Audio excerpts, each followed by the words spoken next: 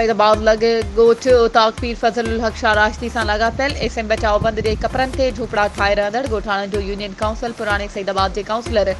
मोहम्मद मलूक मल्हा जी अॻवानी में ॻोठाणनि जो मीडिया जे अॻियां समाजी तंज़ीम अमरडू जे ख़िलाफ़ एहतिजाजी मुज़ाहिरो। ॻोठाणनि मीडिया खे ॿुधायो त न्यू सईदाबाद लॻे ॻोठ उताक पीर फज़लुल हक शाह राशदी सां लाॻापियल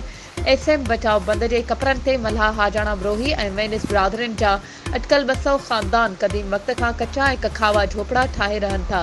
लेकिन गुज़िरियल साल जी बरसातुनि दौरान समूरनि ॻोठाणनि जा कखावा झोपड़ा तबाह ऐं बर्बाद थी विया हुआ। उन दौरान अॻूणे DIG FIA बशीर अहमद मेमण ॻोठाणनि जी तबाहहाली खे ॾिसी इलाइक़े जे हिकु बाअसर शख़्सियत खां बाअसर ज़मींदारनि जी ज़मीननि ऐं अंबनि जे बाग़ात जे विच में 4 एकड़ ज़रई ज़मीन ॻोठाणनि खे पंहिंजे ज़ाती पैसनि सां ख़रीद करे ॾिनी आहे,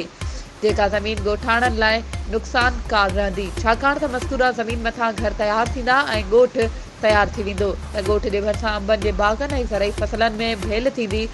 नतीजे में बाअसर ज़मींदारनि ऐं ॻोठाणनि विच में तकरार थींदो रहंदो। उन्हनि दायो आहे त इन 4 एकड़नि जी ज़मीन मथां नओं ॻोठ मोहम्मदपुर तामीर पियो कयो वञे, जंहिंमें ख़ैराती ॻोठ अंदरि हिकु समाजी तंज़ीम अमरडू घरनि जी तामीर करण लाइ मटीरियल लाहिणु शुरू कयो आहे।